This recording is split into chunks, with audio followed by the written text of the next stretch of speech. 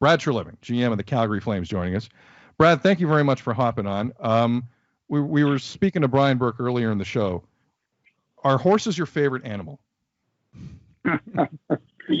Yeah. Tell Berkey I've got a couple of his suits that I use as horse warmers there. So, yeah. Do they work? Oh, yeah. They're real good. Those plaids fit in really nice in the barn. I'm sure there's a few ties that you could wrap around the scarf or around the horse's neck as well. Yeah, we got a couple of his scarves out there, ties that he wraps around there. Yeah, that comes in real handy. Brad Treliving joining us here on Tim and Sid. I don't want this to lack nuance because I understand that this is different than anything any of us have ever seen. But just how different is this off season? Like, how many more things require your attention because of where we are and what we're all dealing with? Well, you know what, Tim? Like the last couple of weeks, oddly enough, it's been the most normal part of this whole process. Now, the dates are different and the timing is different, but we've gone through a draft. So whatever we've been 3 weeks or so since the draft. So all that preparation was similar. Now, you weren't going to a combine and, you're doing a lot of the interviews all the interviews with the kids through Zoom and all the rest of it. But the fundamental nuances of you've got, a draft and then free agency and you've got arbitration process, you're kind of going through that. So, in a lot of ways, this last month, if you will, has probably been the most normal of this whole process. Now, you have a backdrop of you don't know really when you're going to play. And so as we've gone through this last 3 weeks, now you're sort of coming out of it again, and there's a little bit of, or a lot of bit of uncertainty of when things are going to happen. But for the most part, a lot of the dynamics that take place in an off season, getting players signed, draft free, all that has been, although the calendar's been different, the process has been, as close to normal as anything we've had here in the last 6 months. Flames GM Brad Treliving here on Tim and Sid. Brad, I want to talk about your team and the changes and the goalie you locked up and how Vancouver might be mad at you. I want to get to all those topics. But there was a GM call Friday of last week. What did you get out of it considering all of the unknowns here? Like, how productive was it? Well, I think it's really productive anytime you can communicate, Sid. I think when you're going through a lot of the uncertainty that we're going through, and I think that, whether it be at the NHL level or with family, with friends, anytime you can communicate and update, I think it's important. And sometimes the update is, there's not a whole lot new, but, just hearing it, because certainly all of us that are in the business, every day's got a new rumor, or I've heard this from somewhere, I heard that. And I think the league does a great job in just saying, listen, we're working on everything. Nothing is off the table, but we're working as hard as we can. And I think,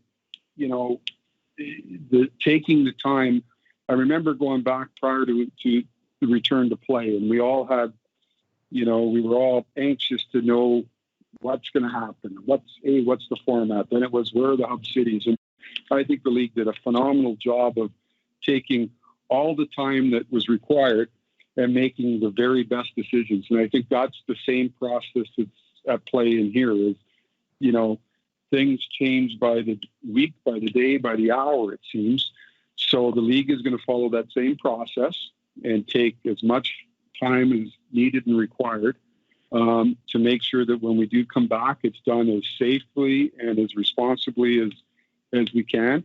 And that was really the update. The update, there was a number of topics covered, but the most notable is what everybody wants to know is when we're playing. And right now we're all hopeful that January 1, which is the date, remains the date. We'll see how things evolve over the coming days and weeks. But if, that's sort of where we're at right now. It's just, I think having those open lines of communication, having a forum for people to ask questions is always productive. So we may not get all the answers you want, but we're in a day and age where people don't have those answers yet. So you keep, when you put your head down and continue to do your work and know they're working at it, and hopefully sooner rather than later we'll get to an area where we can have a little bit more certainty. Do you know when you have to start booking travel? And if that will be Canadian places that you'll be booking travel? We don't yet. No, we don't yet, Tim. Yeah. But it's like everybody, all teams are doing the same things, right? You're kind of, you're planning as best you can for any eventual outcome. And really from our end, it's not that difficult. You want to be able to, when I say from our end, from the hockey end, at some point you got to get people back and you're going to have a training camp. We've, our facility, I think it was the 15th of October, teams were able to open up their facility. So we've got a few players that are here, some of the older players just with kids in school and whatnot. So, the facilities are open. They're going through, the players that are here that are participating, they go through testing and all the protocols that they go through to enter the facility and use the facility. But, as the days go by here, I think we'll slowly get more guys in town, and then eventually we'll get to a point where training camps will be defined and you get people back and away we go. Do you think you have to bring your AHL team to Canada? Well, that's certainly, as we talked about all the different things that are on the table, that's certainly one. I mean, when you look at us in Edmonton and Vancouver, we're three Canadian teams with U.S. Affiliates, and with the uncertainty in the market, with all the uncertainty, but especially with the border, that's certainly something that's being contemplated. Now, what in a perfect world, we'd like to have our farm team playing in Stockton, and as Edmonton is in Bakersfield and Vancouver's in Utica.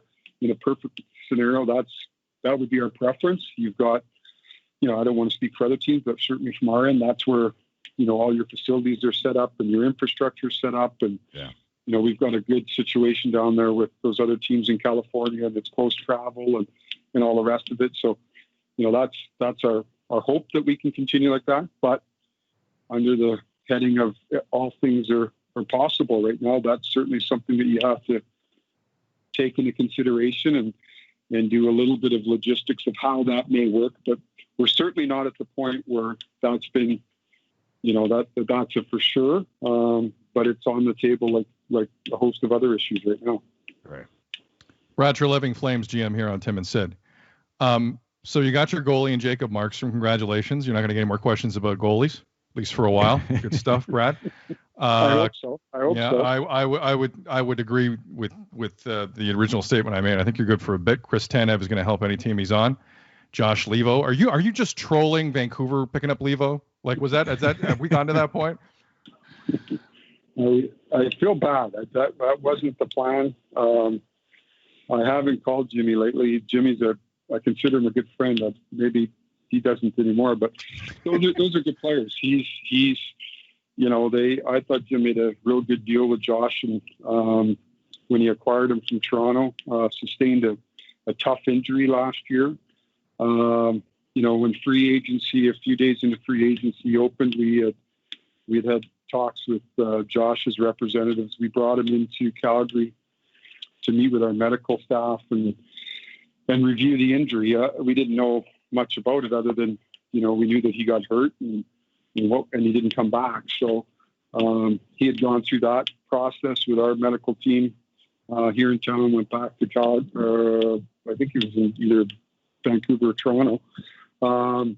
And then, whenever it was, a couple of days ago, we were able to work out an agreement. So, it's unique that you've got a number of players coming from the same team. But we think they're good players. We think in all cases, Jacob is, he's broken our hearts a lot of nights playing against him. I think he's just now right in the prime of his career. And I've always been a Chris Tanev fan. I think he's in a lot of ways underrated. When we were looking with the loss of TJ Brody, we were looking for somebody on that right side.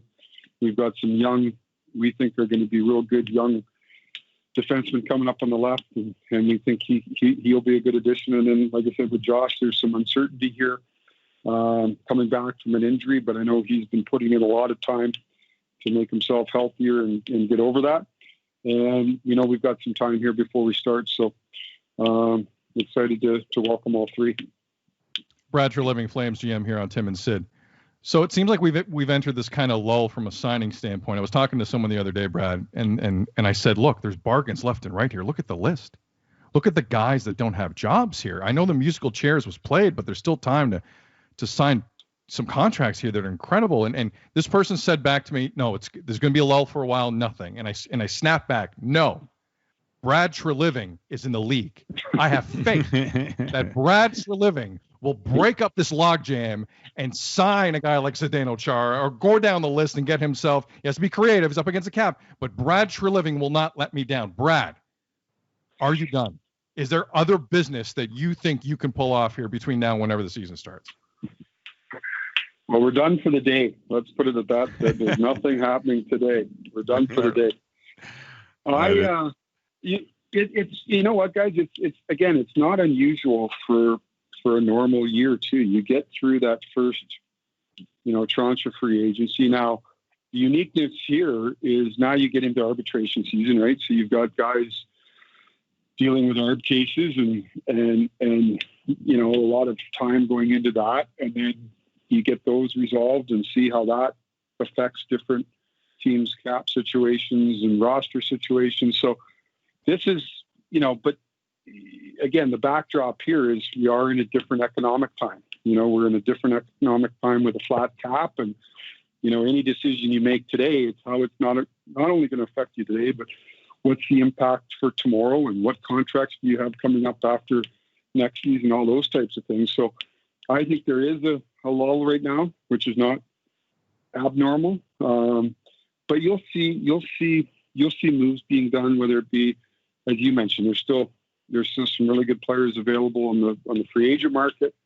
the trade market. I think as teams get through arbitration season and see how that affects things, you could see that as a sort of a springboard to other moves. So not knowing when we're going to play, I anticipate that there's going to be moves made between now and the start of the season, and we're like everybody else. We continue to look at it, and if there's a way to make ourselves better, we'll try to do it, but nothing today. Listen, I'm a firm believer in where there is smoke, you have to investigate the fire. Might not be fire there, but you got to look. There are a lot of rumors around your team. How many calls did you get on Johnny Gaudreau?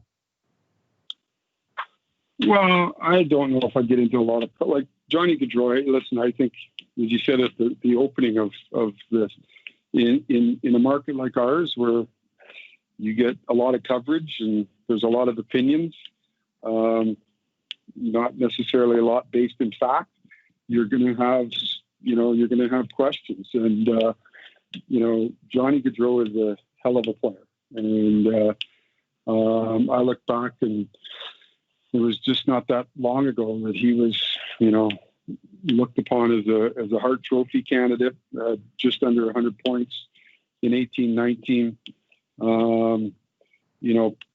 By his standards, probably had a little bit of a down year this past year, but to find a guy who can create offense the way he creates offense and drives our team on most nights, I think he's a really, really good player and a really, really important player. So our job is try to add more good players, not try to get rid of the good ones we have. So that's what we're going to try to continue to do.